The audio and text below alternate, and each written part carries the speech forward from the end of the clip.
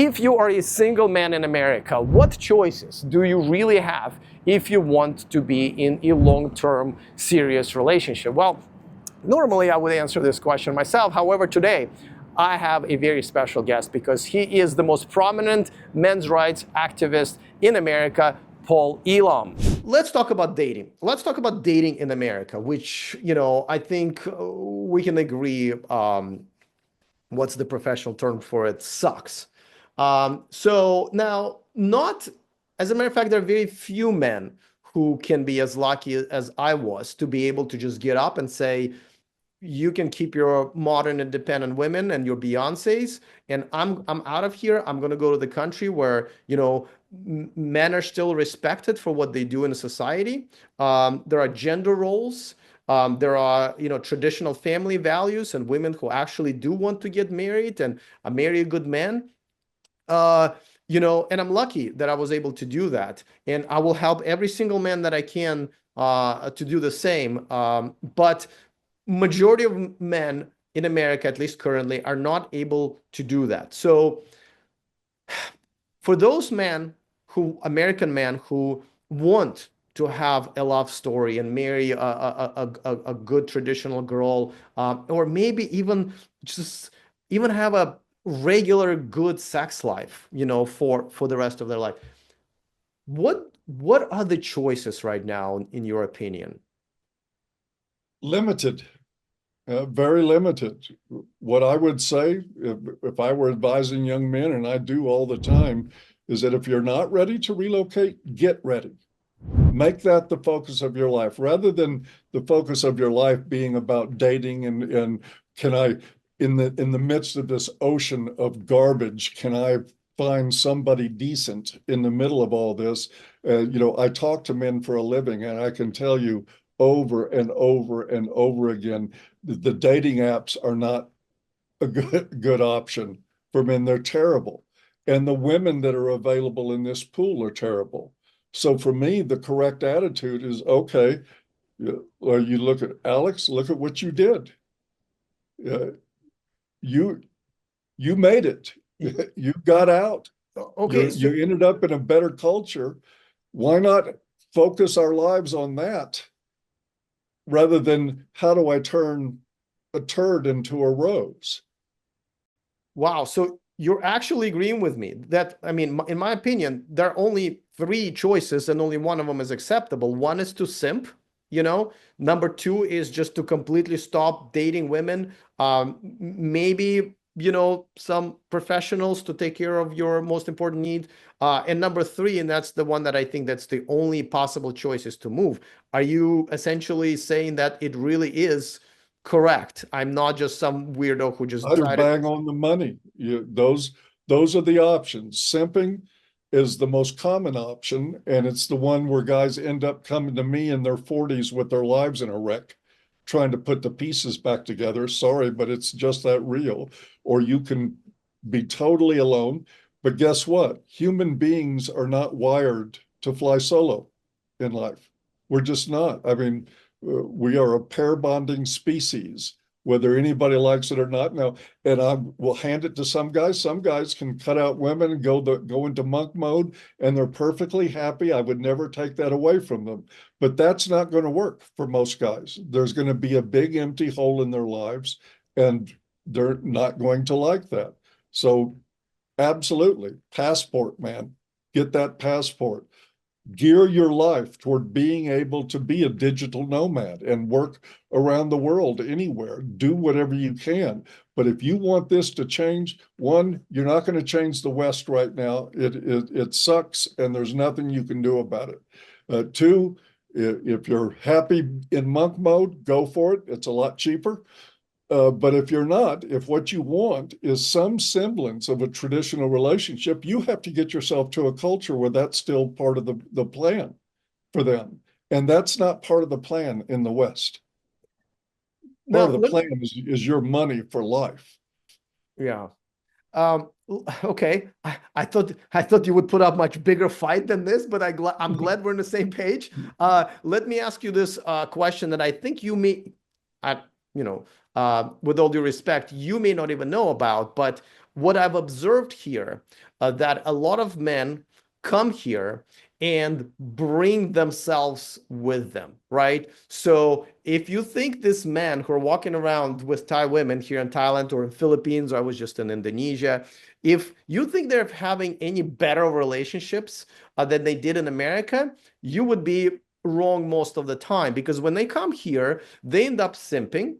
They end up dating women who are very quickly realize that and take advantage of that. In their relationships, exactly the same, because these women are not dumb. Okay, you don't even have to be that smart to take money away from simps. So these women are very much equipped to do that, and I see that all the time. So with that in mind, you know, as we both recommend, for men to get up and move, what are the self improvements, if any, do you think this men need to do before they come here and experience exactly the same, unfortunate fate? Very, very good question. You're asking great questions. And you're right. And I've heard this from other men. We have guys in XY crew that live in Thailand and the Philippines. And one Australian gentleman I know has been in the Philippines for about 20 years. And he talks all the time about these blue pill, regular normie kind of guys that come over there, and those women chew them up and spit them out so fast it makes your head spin. And it's because what you said is true. No matter where you go, there you are. You always bring yourself with you. And if you're simping, again, this goes back to the romantic model. I would rather than say simping, I would say guys that are romantic, because that is simping. And the self-improvement I suggest before men ever go somewhere and take on these transactional relationships, which when you go to the East, many of these are cultures where there's plenty of transactional relationships. Everybody knows it and they're okay with it. But you have to go there without the romantic ethos. If you're going to the East, to the Thailand or the Philippines with the idea of getting on your knees to propose to somebody, you're missing the point and you will end up sorry there too. I do have to say that some of the romantic gestures here are actually would I would not, and gentlemanly gestures would not be considered simping, at least in some of these cultures, definitely in Thai culture, simply because how well the gender roles are defined here, meaning if both men and women don't cross those lines, then your romantic notions, within limits of course, will never be sort of overtaken or countered by shitty actions of these women. And a lot of times I do have to say that it it makes me it's the women's actions here who make me want to be romantic to them. It's when I show up, when I walk into my home with a girl I just came in with a date from, and she puts my slippers in front of me before she even sets the person and fixes the bed and washes any unwashed dishes, before I even open my mouth. It does make you want to, do things not even proactively, almost reactively. Does that make sense? Oh yeah, perfectly. But let me tell you the example I'll give, and this is again from talking to some of our guys that are already there doing this. What happens to so many Westerners that come to a place like the Philippines to meet women is that the women will test them by presenting a problem. I'm short on my rent. I'm this, I'm that. I've got a sick relative. I've got a poor family. I need some money to fix this problem or that problem. And the moment you start giving them money in that way, it's over. They will be a never-ending stream of needs, constantly there trying to get your money. So while on this, the superficially romantic gestures or treatment of women is one thing, but when you put yourself in the role of rescuer in a country like the Philippines or Thailand, you're done for. You're going to end up with no money. You're Oh, going to end up with the same problems you had with Western women. absolutely. And there's plenty of that here. But I do want to Yeah. make a case for those wonderful women that I have met, that I literally had to reprimand and say, literally, it happened last night. Once again, I started dating this girl, and once again, we're done doing our thing. And I was like, let's go for dinner. And she's like, I already ate. And I'm like, I thought we are going for dinner. She's like, no, it's okay. I'll just go home.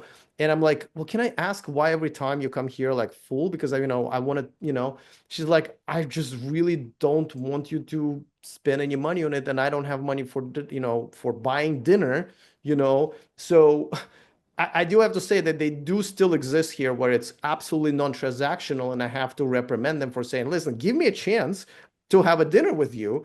And can I just, I'm not taking you to a five-star restaurant. I'm just taking you to a night market. Can we just have dinner together? Can you please not eat, before that? So this does exist. But to your point, yes, as soon as you hand money over to a woman when she asks for it, no matter where in the world you are, you're done.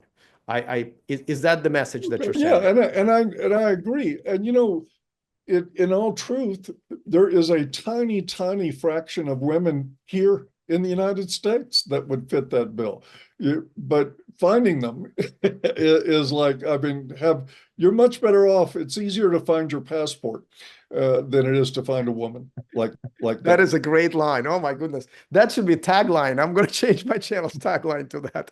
It's easier to find your passport than a good woman in America. That is so true. Yeah. Now, you know, as we're talking about men who end up having to leave the country, that everything we know, the language and stuff like that, you know, somebody the other day told me like, well, if you send so many men out to these countries, they're going to saturate the market and you're going to kind of lose control over it. And of course there is that. But, to what extent do you think someone who's, let's say, 35 years old, has got another 35, at least 45 years to go, moves to a country like Thailand, Philippines, anywhere in South America?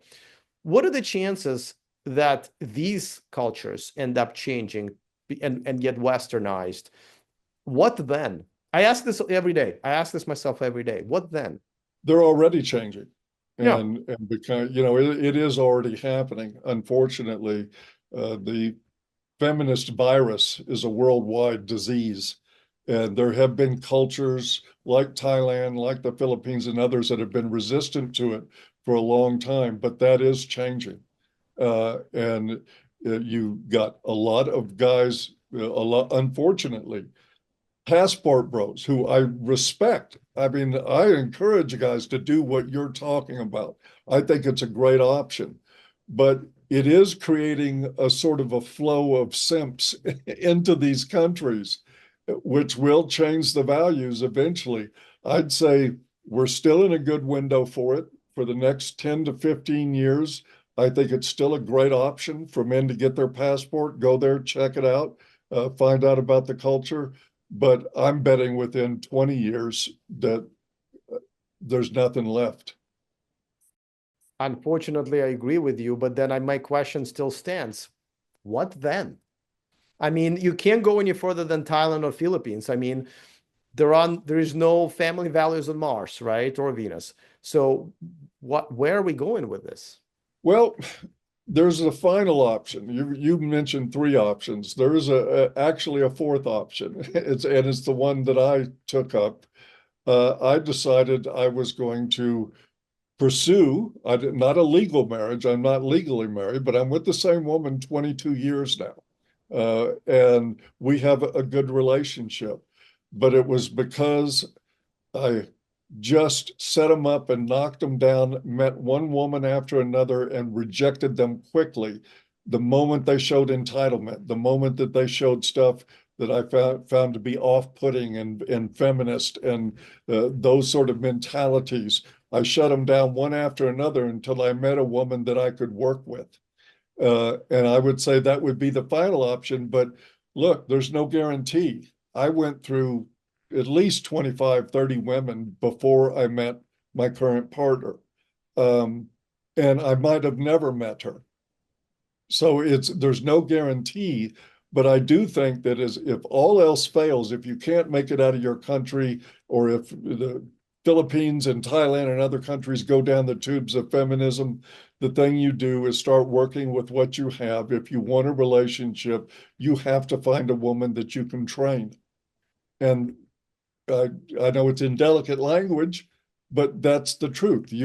will have to take a woman who's been broken by Western culture and reteach her how to be a responsible, decent adult. And that is a heck of a challenge, but it's doable for some guys if they're strong enough. And if you don't mind, I'll add one more thing to this recipe, because I've realized it only once I got here and had to go through for a while. What I believe will, if I end up getting married here, what I believe will guard my future wife from being westernized is this. I only date women who don't speak English. You called it the virus. I usually call it the real virus. I believe this virus is spreads by English language. If you understand what Beyonce and Taylor Swift is singing about, then you're going to be infected, and there is no vaccine for that.